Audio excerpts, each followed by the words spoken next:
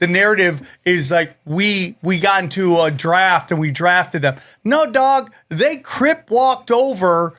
Mm-hmm. They didn't change their names.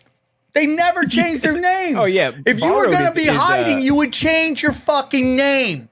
Yeah. They came over here and took over. They were brought over to take over. They were not fucking kidnapped and brought here and forced to work at gunpoint.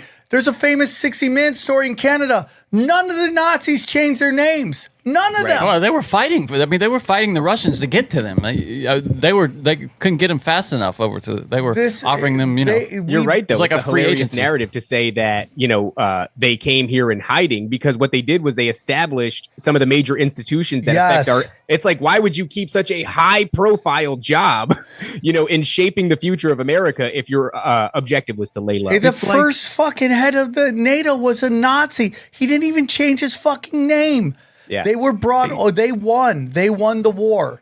And then they were brought over to co-opt our military and turn into the third pillar of the control of humanity, which is the Vatican, the Bank of England, and Washington, D.C. That's how you control I think they were humanity. not the final product. What we're experiencing right now is the final product of the Nazi regime. No, they treated them good. There was this right when they came from Germany to the United States, they went to U.S. bases and they were treated like kings. They were playing golf and tennis, and they were treated well by U.S. soldiers, being told what to do. In Alabama, where did we go? Huntsville, Alabama. Into the mid '80s, you would get screamed at by anyone who lived in Huntsville, Alabama. If you said Von Braun was a Nazi, they would say he had no choice. He had to. And Johnny's brought this up. He was a fucking nasty Nazi. The rumors were he'd go to concentration camp, and we can get into that whole discussion later, but I really want you guys to talk about. But he would go to concentration camps and make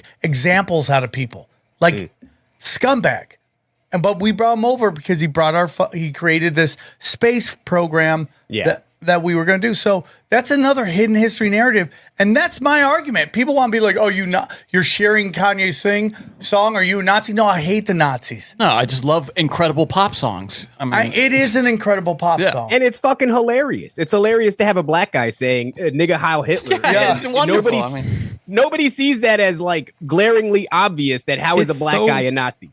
It's so much comedy. It's like the highest level of comedy that they banned just the instrumental off of Apple Music and Spotify. It's like, that's how much that narrative hits. He said everything you're not allowed to say, but that's like, again, comedians should be ashamed of themselves when they for not doing that. That's why I tell Leonardo all the time, in 5 years, you'll be seen as the right one.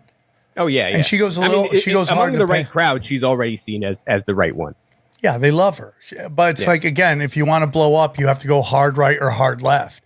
If you go down the middle and go, both sides are full of retards, then they definitely don't want that. That's more dangerous. To the hard right's benefit, at least what they have going for them is they're saying the things that we're being compelled not to say. And in that way, I'm a fan of the truth no matter what it is, and I'm not a fan of people telling you that you can't say a thing. I agree, dude. And so that they really have going for them. Okay, so let's get into what you guys wanted to talk about. I feel like...